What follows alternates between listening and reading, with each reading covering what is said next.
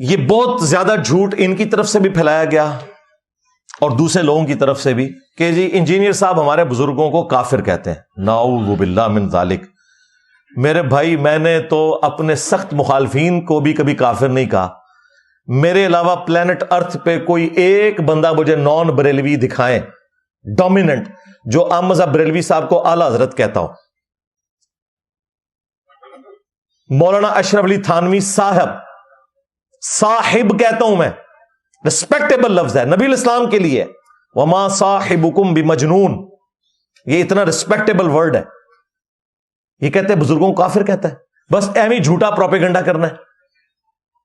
ہاں میں عبارات کو کفریہ کہتا ہوں, یا پھر کہتا ہوں کہ جو ان عبارتوں کو صحیح مانیں گے ان کے اوپر کفر لوٹے گا. رہا بزرگوں کا معاملہ تو مر کے اللہ کے پاس جا چکے ہیں, ہمیں نہیں پتا, ہمارے سامنے موجود نہیں ہے. ہو سکتا ہے کہ ان کی طرف غلط بات منسوب ہو گئی ہو, یا انہوں نے مرنے سے پہلے اپنے اس کفر سے توبہ کر لی ہو. ہاں ہمارے سامنے کوئی کرے گا اس پہ ہم فتویٰ لگائیں گے. اور یہ سیم بات مفتی حنیف قریشی صاحب نے ویڈیو میں کہی ہوئی ہے کہ انجینئر صاحب جو بزرگوں کی کفریات ہائی لائٹ کر رہے ہیں نا, تو یہ بزرگ تو مر چکے ہیں.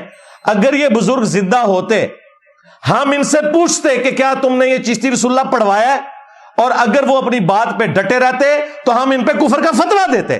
یہ خود مفتی حنیف قریشی صاحب نے کہا کہ ہم بھی انہیں کافر کہتے ہیں. تو مفتی صاحب آپ نے تو ہمارا مقدمہ مان لیا. اب ہمارے پاس ہوتے, ہمارے زمانے میں وہ ہوتے تو ہم ان سے جا کر پوچھتے جی آپ نے یہ لکھا ہے صحیح. اگر وہ کہتے لکھا ہے پھر ہم کہتے یہ غلط لکھا ہے, اور اگر وہ نہ مانتے تو ہم فتویٰ دے دیتے.